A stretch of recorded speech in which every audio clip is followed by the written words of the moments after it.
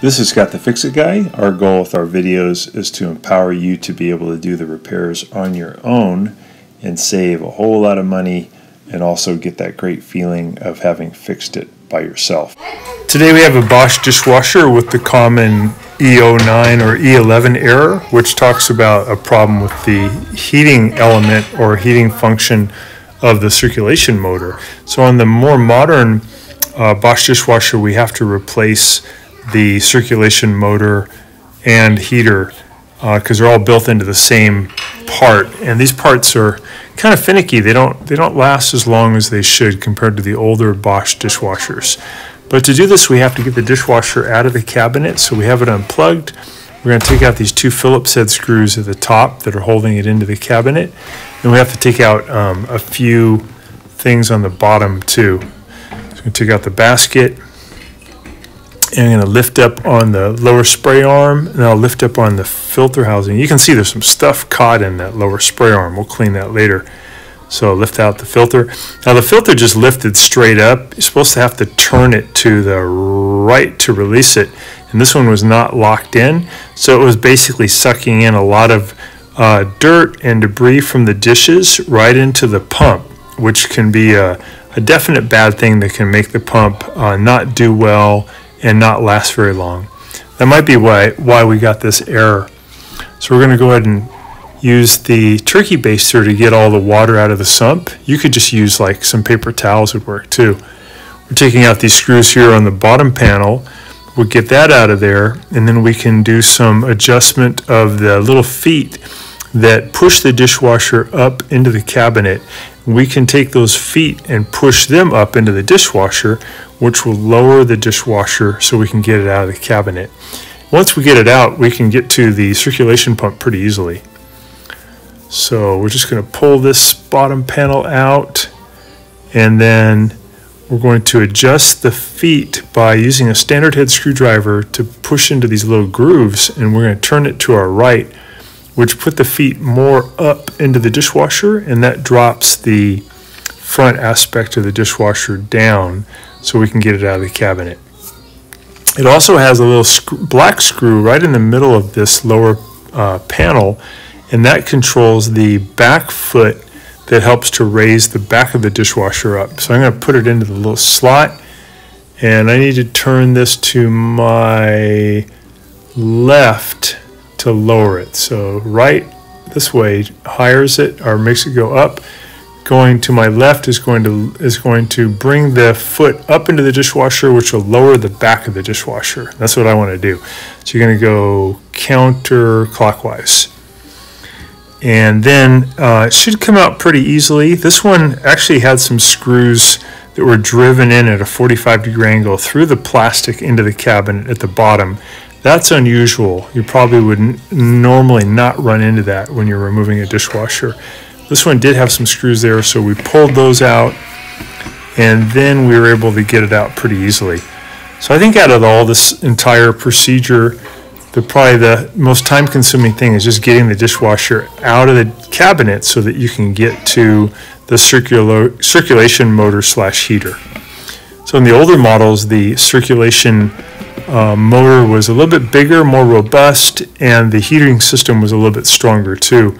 And on the modern versions, they chose to use this other type that just isn't very good for longevity. So I'm going to pry down on these little pieces here to get them out away from the tile, and now I should be able to wiggle out the dishwasher and get it to where I can do the circulation motor repair.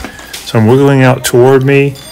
I'm going to keep pulling it until it's all the way out, and we can go ahead and get that thing out of there. There's some soundproofing this kind of foam material. We're just going to take the one on the right side, and we're going to just lift it up out of the way so we can get to where the circulation motor is. There we go. And then we have this controller that's kind of in our way. So to get that out, we're going to reach around behind and pull this gray plug out from the controller. This is bringing the power into the dishwasher. So just kind of wiggle it out. And then we're going to use a paint scraper, or you could use a standard head screwdriver to pry up. We're going to pull this little wire cover off the top, to get that out of the way. It just wiggles off.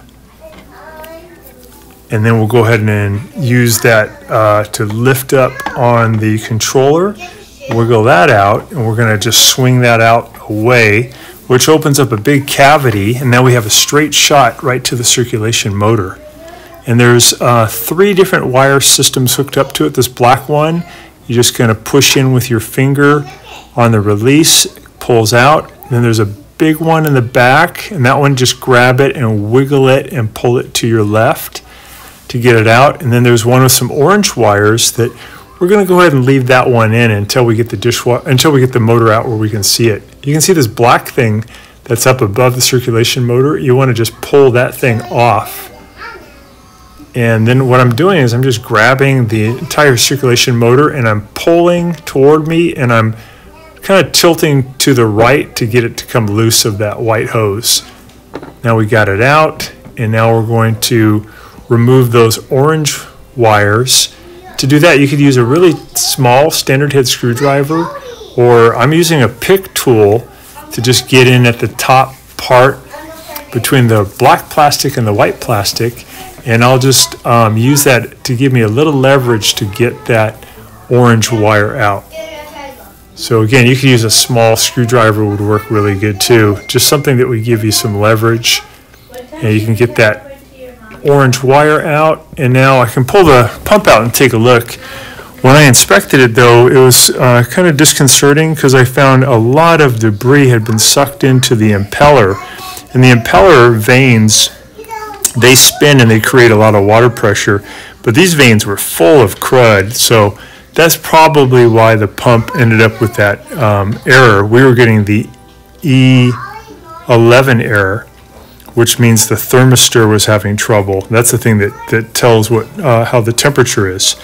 So we have a brand new pump, but it could be that just cleaning all this debris out and then putting the old pump back in may be enough for the dishwasher to actually work really well. Look at all that junk that came out. So that's just because the filter was not locked and stuff was able to be sucked right into the impeller. So now I have a very small screwdriver. This one's actually got a really long blade on it, and I'm just tightening up this little clamp that came with the new circulation motor. And I'll reach in now and I'll grab the old clamp and just pull it right off. And you could actually go to the hardware store and get a hose clamp that has a bigger type of a screw, because the one they send you works, but you have to have this kind of small, really tiny small screwdriver to make it work. I'm going to tighten it up a little bit so that I can push it up onto that the big white hose back there, and I just want it to stay there by friction. I don't want it to be super tight, but I just want it to be tight enough where it's going to stay up there. You could theoretically also tape it into position too, but you want to get it up onto that white hose, and there's really not enough room to put in 2 arms to hold it. So we're just going to use friction to keep it up into position, and then we can go ahead and put the new circulation motor in. I'm going to coat the inside here with a little water, or you could use some dishwasher liquid to make it more slippery, like a lubricant. And I'll put a little bit also on the outside of this gray plastic. This is going to make it easier to get this to go in. Now I'm going to put that gray plastic up into that white hose. First I'll go ahead and put on that bigger wire connector. That one you just push on with your thumb. I'm sorry, that was the smaller orange one. Now I'll put on the bigger one. Same thing, I'll just push it on with my thumb, make sure it's secure. All right, now I'm going to go ahead and feed that into that white hose. And once I get it in the hose, I'm going to wiggle the bottom of it away from me, in toward the dishwasher as far as I can. That'll seat the bigger hole of the circulation motor. And then I'll go ahead and tighten up that clamp using a small screwdriver. I have the black rubber piece there at the top of the circulation motor holding it up. And I went ahead and put in the black wire assembly and got that in with my thumb. So we're almost done. I'm going to go ahead and test this with the controller out by plugging it back in, putting the power in, and turning on plugging it in, turning on the water, and then I'm going to turn on the dishwasher and just watch to make sure there's no leaks before I put the controller back in. Because with the controller in position, I can't really see very well. I just want to make sure that the circulation motor is in there nice and tight and there's not going to be any leaking. So I have the controller out, open it up. I'll go ahead and clean out some of the junk that's in the sump. That's just because that filter was not locked into position. Whenever you put the filter in, you have to turn it to your left until the two black arrows line up. And that wasn't done, so the dishwasher was sucking terrible things from the dirty dishes directly into the impeller vanes of the circulation pump, and that's probably what killed the pump. Because this is only 4 years into the service life of the dishwasher, and we should be getting at least 10 years. So we're going to put that arm back in, put the lower basket back in.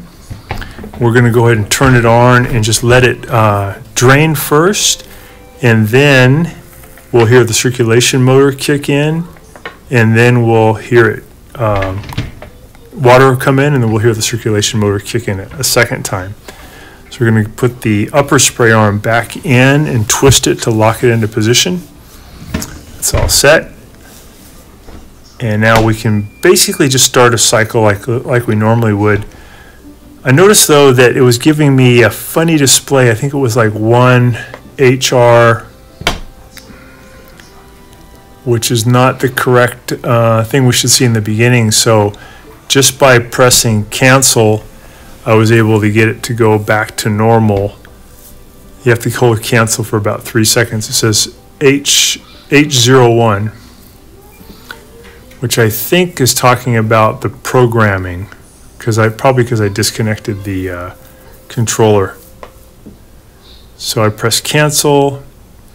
I ended up getting the regular display. Press start. And you can hear the relays clicking inside the controller. We hear it drain, and then eventually we're able to hear the water valve open and water comes in. And then after that, I was able to hear the circulation motor kick in. And I looked carefully, but I had no leaks.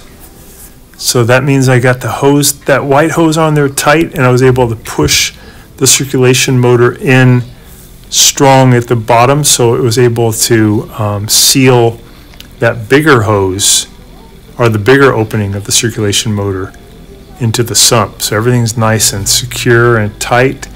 And I know the circulation pump's working because I can hear the water sloshing around. And this should work really good now, especially the customer knows how to lock in the dishwasher, so it shouldn't get any more stuff sucked into the impeller. I think that just makes it really hard for the impeller to turn fast enough, and that may have been why there was probably an overheating problem that burned out the thermistor. So it looks good. We'll go ahead and put the controller back in and get it plugged back in and put back into the cabinet, and we're back to normal.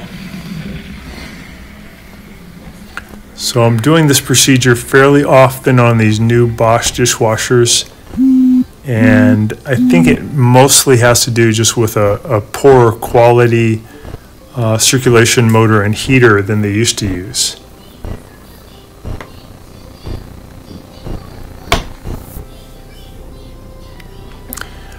I noticed the drain was kind of slow, so I took off this air gap by prying up on these two little tabs, and I opened it up and found there was a chicken bone in there. So I'm pulling off the power connector on the controller. I'm going to push the controller in at a slight downward angle, and then I'll push it down on the left portion to where it locks in. You'll feel it click into place, and then I can push this gray power connector back in here on the back, as far in as it will go.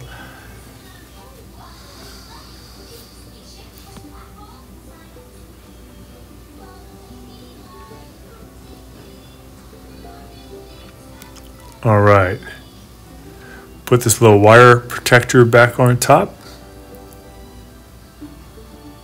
Goes this way. And another one of those things where you wiggle and push down, it should lock in. And then we can go ahead and drape the foam soundproofing back in over on the side, and we can push the dishwasher back into the cabinet. Let's kind of look back there before we push it in, make sure that all the wires and hoses are going to go in there without getting kinked. All right. Thanks so much for watching our video. We really appreciate you coming to our channel. Please subscribe when you get a chance by pressing the subscribe button and also the bell button so we can send you notifications of any new videos that come along. And we have a new thing here called the applaud button. If you really liked the video, if it was helpful to you, if you can click that, we really appreciate that. It shows your interest in our channel and your support, and can't thank you enough. Feel free to contact me at the email listed below, which is scottthefixitguy@yahoo.com, with any of your questions. And also, if you need to have a FaceTime meeting with me or a Zoom meeting, you can click on one of the links below in the description, and we can set up a 15-minute or 30-minute video conference where we can work on your appliance problem. So thanks again for all your support and for watching the video.